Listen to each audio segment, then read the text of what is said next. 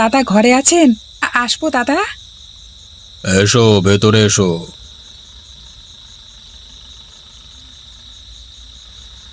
বলো বলরাম, কি খবর আছে তোমার কাছে? দাদা, টাকা পয়সা হারিয়ে নবীন একেবারে বিছানা নিয়ে নিয়েছে দাদা। শরীর প্রচন্ড অসুস্থ, কোনো ডাক্তার কিচ্ছু করতে পারবে না।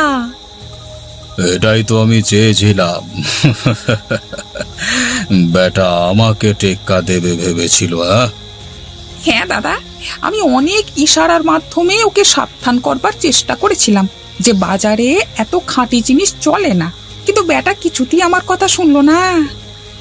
সবাইকে তো নিজেরটা দেখতে হবে, তাই না? এখন ও যদি খাঁটি জিনিস খাইয়ে মানুষকে তার দিকে টেনে নেয়, তাহলে আমাদের ব্যবসা চলবে কি করে? হ্যাঁ দাদা, নবীন একদম ভুল কাজ করেছে। বাজারে ভেজাল জিনিস বিক্রি যদি না হয় তাহলে আমাদের চলবে কি করে দাদা? হ্যাঁ, এখন দিন রাত 24 ঘন্টা ওই নবীনের পরিবারের দিকে নজর রাখবি। আমার মন বলছে ওরা অত সহজে থামবে না, বেটাদের আবার শায়েস্তা করতে হতে পারে। আপনি ও নিয়ে কোনো চিন্তা করবেন না দাদা, আমি একদম সব সময় শকুনের দৃষ্টি ওদের দিকে রাখবো। ঠিক আছে, এখন তুমি যাও, আমার অন্যান্য কাজ পড়ে আছে। কি হলো, যেতে বললাম তো, যাও এখান থেকে। না মানে বলছিলাম যে যদি কিছু হাত খরচা। হ্যাঁ হ্যাঁ, দাঁড়াও দাঁড়াও, দিচ্ছি।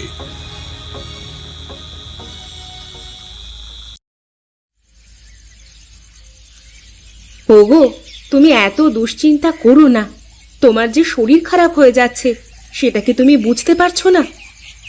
গিন্নি, আমি এই দুঃখ রাখবো কোথায় গো? ছিনতাইকারীরা যে এইভাবে আমার সব টাকা লুট করে নেবে সেটা আমি কিছুতেই বুঝতে পারিনি।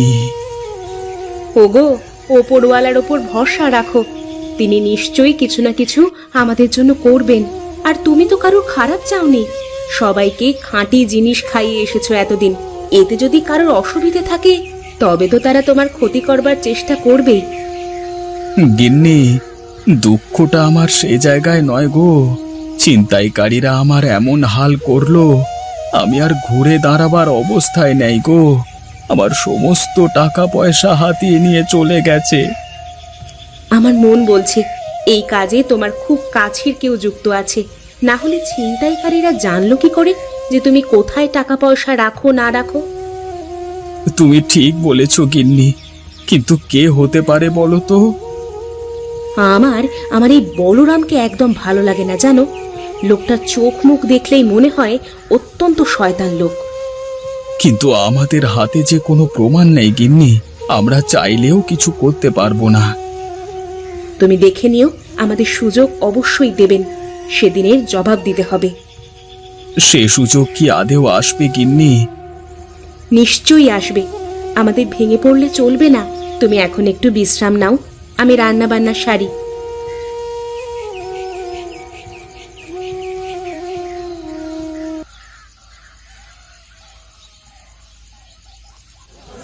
নিয়ে যান নিয়ে যান, একদম টাটকা টাটকা সবজি নিয়ে যান। কম দামে ভালো জিনিস খেতে চাইলে আমার কাছ থেকে নিয়ে যান নিয়ে যান নিয়ে যান। এ বাবা সুখেন, আলু আজকে কত করে চলছে? 35 টাকা কিলো কাকা। তা কত দেবো আপনাকে? বলো কি গো, একেবারে 35 টাকা কিলো?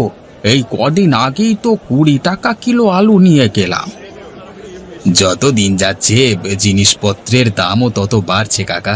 কত দেব তোমাকে আলু?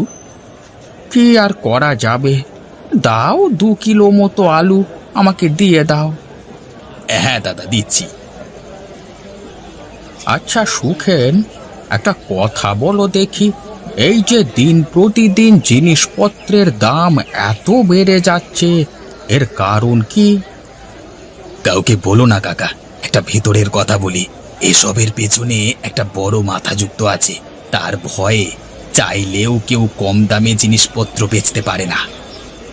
সে কি কথা, আমি তো জানতাম বেশি দামে বিক্রি করে তোমরাই মুনাফা নিয়ে যাচ্ছ।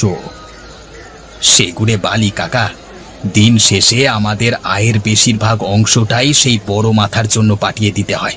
আমাদের কাছে ওই রুজি রোজগার চালানোর মতো টাকা পয়সা পড়ে থাকে, বুঝলে? সে কি গো সুখেন, এই যে একটা বিশাল বড় গ্যাঁড়া কল চলছে। তাহলে আর বলছি কি কাকা, এসব নিয়ে বেশি কথা বলা বারণ। ওই দালালের লোকজন ছদ্মবেশে এই বাজারে ঘুরে বেড়াচ্ছে। আমাদের সবার দিকে তীক্ষ্ণ দৃষ্টি আছে। পান থেকে চুন খসলেই আমাদের খবর আছে। বলো কি গো, এ যে মারাত্মক ব্যাপার। জীবন হাতে করে নিয়ে তোমাদের ব্যবসা বাণিজ্য করতে হয়। তাহলে আর বলছি কি কাকা, দেখলে তো নবীনকে কেমন সর্বশান্ত করে দিল ওরা। কি ব্যাপার, কি এত আলোচনা হচ্ছে তোমাদের? আমি তখন থেকে দেখছি তোমরা দুজন গল্প করেই চলেছ। ব্যাপারটা কি, এত পীড়িত কিসের? না না, এই কাকার সঙ্গে দাম দর করছিলাম একটু, তাই একটু কথাবার্তা আর কি। কাকা, কম দামে দেওয়া যাবে না, হ্যাঁ বুঝলে তো? তা যেটা মূল্য সেটাই তোমাকে দিতে হবে, বুঝলে না? হ্যাঁ হ্যাঁ বাবা, হ্যাঁ, আমি সেটাই দিচ্ছি। নাও, এবার খেয়ে নাও। এভাবে না খেয়ে থাকলে তোমার শরীর যে দুর্বল হয়ে যাবে। খেতে যে ভালো লাগে না গিন্নি, শুধুই কান্না পায়। মনের যে কি অবস্থা তোমাকে কি বলবো গিন্নি। গিন্নি গিন্নি, ওই ছিনতাইকারীরা আবার এলো না তো? তুমি যেও না গিন্নি, যেও না। তুমি একদম ভয় পেও না। কে বাইরে? আমি সুখেন। বৌদি, দরজাটা একটু খুলুন। দাদাকে দেখতে এলাম। দিনের বেলায় তো আসবার উপায় নেই, তাই রাতের বেলায় চোরের মতো দেখতে এলাম। কেমন আছো দাদা? ভালো নেই রে ভাই, তোর কি খবর বল?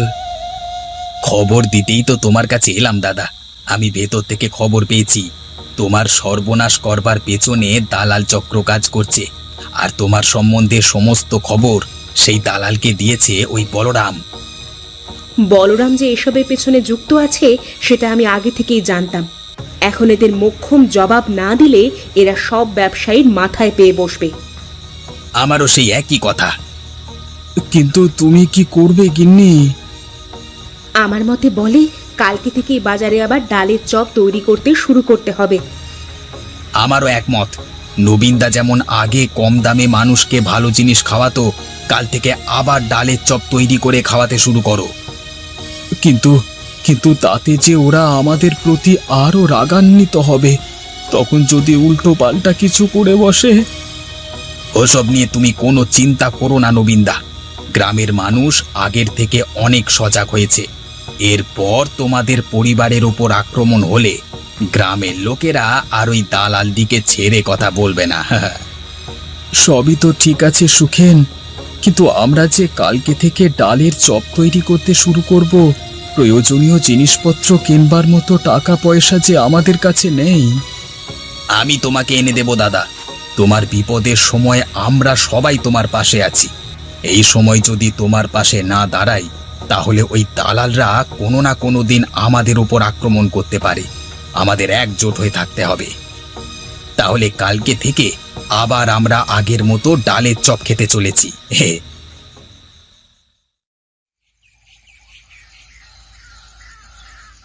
আসুন আসুন, নিয়ে যান, খেয়ে যান। এই মেঘলা দিনে গরম গরম ডালের চপ, একদম আপনার সাধ্যের মধ্যে। নিয়ে যান, গরম গরম ডালের চপ নিয়ে যান। বাবা নবীন, তোমাকে পুনরায় ব্যবসায় বসতে দেখে আমার যে কি আনন্দ হচ্ছে। এ সবই সুখেন্দা আর আমার স্ত্রী লতা না হলে সম্ভব হতো না। ওরা আমাকে উৎসাহ না দিলে আমি যে ডালের চপ আবার কোনোদিন তৈরি করব, সেই বিশ্বাস আমার মধ্য থেকে একেবারে উঠে গেছিল। তুমি কোনো চিন্তা করো না বাবা, আমরা সকল গ্রামবাসীরা তোমার পাশে আছি। আর তোমার কেউ কোনোদিন ক্ষতি করবার চেষ্টা করলে আমরা তাকে ছেড়ে কথা বলবো না।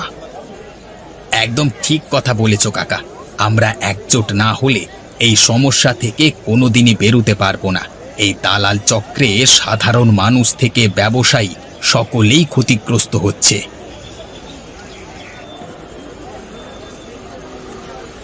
কে? ওদের এত বড় সাহস! ওরা আবার কিনা ডালের চপের দোকান দিয়ে বসেছে। চল তো, আজকে মুখোমুখি একবার না হলে হচ্ছে না। কে নবীন? আবার দেখছি ডালের চপ তৈরি করতে বসেছো তোমরা।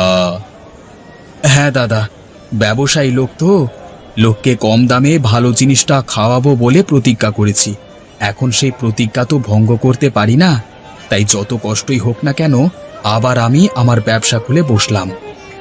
তা তো বটেই, তা তো বটে, কিন্তু তোমার আর ওই কম দামে বেচা কেনা এ বাজারে হবে না, বুঝলে তো? কেন?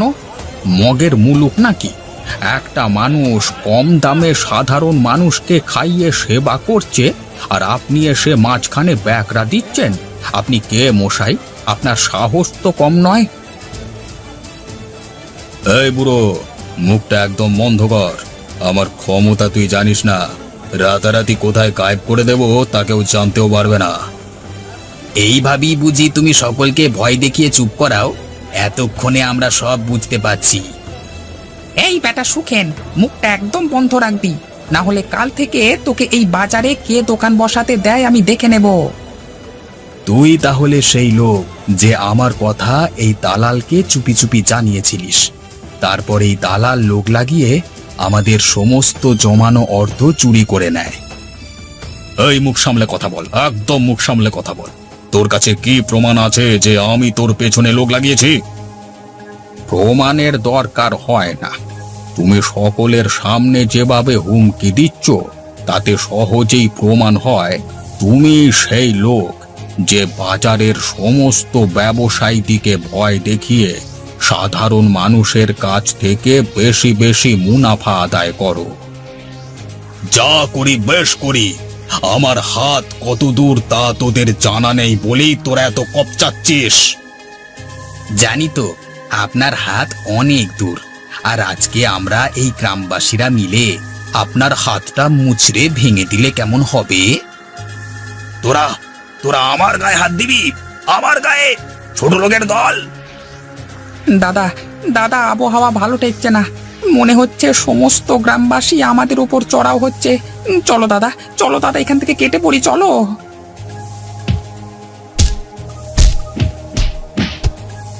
ওরে বাবা, কি মারটাই না মারলো রে বাবা! আমি আর জীবনে গ্রামের লোকেদের কাছ থেকে মুনাফা লুটবো না রে বাবা। নিন নিন, দালাল দিকে শায়েস্তা করে আপনারা নিশ্চয়ই খুব ক্লান্ত হয়ে গেছেন। এই মেঘলা দিনে ডালের গরম গরম চপ খেয়ে আপনাদের ক্লান্তি দূর করুন।